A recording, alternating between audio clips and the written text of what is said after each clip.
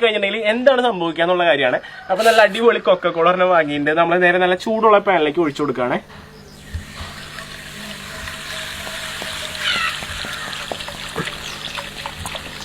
Okay, നമ്മള് ഇത് എത്രയാ, 1.25 ലിറ്റർ 1.5 ലിറ്റർ സംതിങ് ആണ്. ഇത് ചൂടായി കഴിഞ്ഞിട്ടുണ്ടെങ്കിൽ എന്താണ് ഉണ്ടാവാന്ന് നോക്കാം നമുക്ക്. ഓക്കെ, അപ്പൊ നമ്മുടെ പാനിൽ ഒഴിച്ചിട്ടുണ്ട്. ഇനി ഇത് കുറച്ചു നേരം ചൂടാവാൻ വെക്കാം. എന്തായാലും ഇത് ഒന്ന് ചൂടായി വറ്റി വരാനായിട്ട് കുറച്ച് സമയം കൊടുക്കുക. അത്ര നേരം നമുക്ക് വെയിറ്റ് ചെയ്യാം. നമ്മുടെ കൊക്കക്കോളയുടെ വറ്റല് പുരോഗമിച്ചുകൊണ്ടിരിക്കുകയാണ്. എന്തായാലും കുറച്ചുകൂടി വെയിറ്റ് ചെയ്യേണ്ടി വരും. ടൈം ഒരുപാട് എടുക്കുന്നുണ്ട് കേട്ടോ.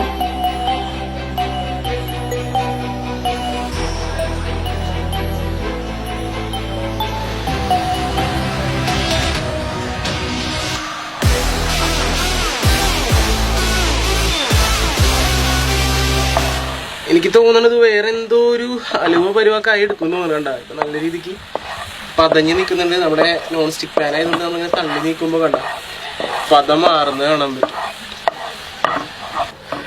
ഓക്കെ, ഇപ്പൊ നമ്മുടെ കൊക്കക്കോളതേ നമ്മള് ചൂടാക്കി ഈ ഒരു പരിവായിട്ടുണ്ട് കേട്ടോ. ടാറ് പരിവ ശരിക്കും കണ്ട ടാറെന്നേ തോന്നുള്ളൂ. ടാറ് നിന്ന് തിളക്കണ പോലെയുണ്ട്. ഇത് ആ ഒരു കുപ്പി മാത്രം കൊക്കക്കോള എടുത്തിട്ടാണ് കേട്ടോ ഇങ്ങനെ കിട്ടിയിരിക്കുന്നത്. സംഭവം നോക്കിയേ, ശരിക്കും നിന്ന് അയ്യോ, ഇതാണ് നമ്മൾ കുടിച്ചോണ്ടിരിക്കുന്ന കൊക്കക്കോളയിലുള്ള സംഭവം. കലക്കി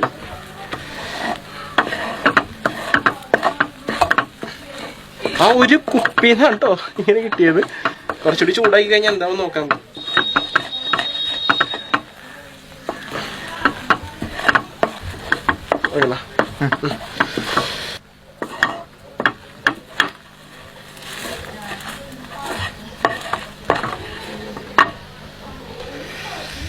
ഓ എന്റെ പൊന്നു, ഇതേ നമ്മുടെ കൊക്കക്കോള തിളപ്പിച്ച് കഴിഞ്ഞിട്ട് ബാക്കി വന്നതാട്ടോ. ഇതെന്താ ടാറ് പോലെ ഇരിക്കുന്നുണ്ട്. ടാറാന്ന് തോന്നണം.